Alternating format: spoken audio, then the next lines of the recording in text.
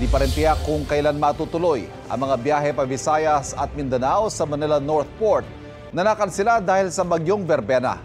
At live mula sa Manila North Port may unang balita, si James Agustin. James, maraming stranded. Ivan, good morning. Nasa 190 pasahero yung stranded dito sa Manila Northport Passenger Terminal dahil nga po sa bagyong Verbena. Yung iba, kahapon pa dumating sa Pantalan, kaya dito na nagpalipas na magdamag. Kanya-kanyang latag para may mahigaan ng mga pasahero na stranded sa Northport Passenger Terminal dahil sa bagyong Verbena. Gaya ni Geraldo na dito na nagpalipas sa magdamag. Alas 5 sana ng umaga ang kanyang biyahe pa Bohol. Ngayon lang siya ulit makakauwi matapos ang halos 4 na buwan na pagtatrabaho sa Cavite. Mahirap talaga kasi walang libre pagkain dito. Tapos sa simento lang kami natutulog. Pero okay lang, tiisin lang namin. Para hintayin lang namin para makauwi pagka wala ng bagyo.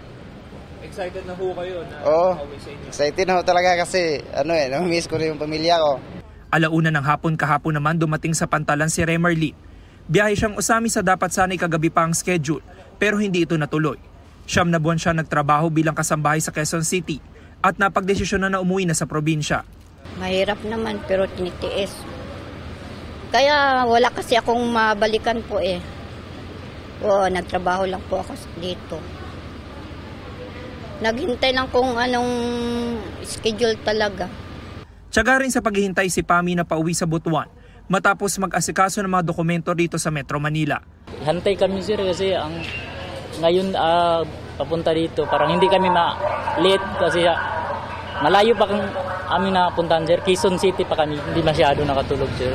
Kasi nakaupo lang kami dito. Yung mga ang kasamaan ko, iwan ko kung nakatulog pa sila kasi ako nandito lang. Aabot sa 190 pasahero ang stranded. Kabilang mga may biyahe sa Siargao o Samis Butuan na alas 6:30 kagabi ang schedule. Stranded din ang mga pasahero pa Cebu Tagbilaran na alas 5 ng umaga ngayong araw ang biyahe. Hindi pa rin masabi kung kailan matutuloy ang biyahe pa Bacolod, Cagayan, Iloilo na alas 12:30 na tanghali mamaya ang orihinal na schedule. Kaninang alas 5:30 ng umaga nang papasukin sa departure area ang mga stranded na pasahero. Pero wala pang kasiguraduhan ng schedule ng kanilang biyahe. May free charging stations din na inilaan para magamit ng mga pasahero.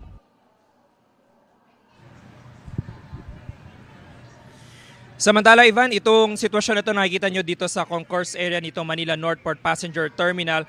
Ilan na lamang yung mga pasahero po na nandito dahil karamihan doon sa mga stranded na pasahero pinapasok na doon sa departure area. Gayunman, wala pang katiyakan yung schedule ng kanilang biyahe. Yung mga pasahero na nakikita nyo ngayon dito, ito yung patungo sa Bacolod, Cagayan, Iloilo na original na schedule ay mamaya pa sana tanghali. Pero hindi pa rin masabi sa atin ng shipping company kung anong oras yung susunod na schedule para dito sa mga pasahero na ito.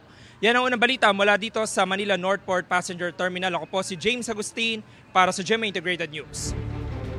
Kapuso, huwag magpapahuli sa latest news and updates. Mag-iuna ka sa balita at mag-subscribe sa YouTube channel ng GMA Integrated News.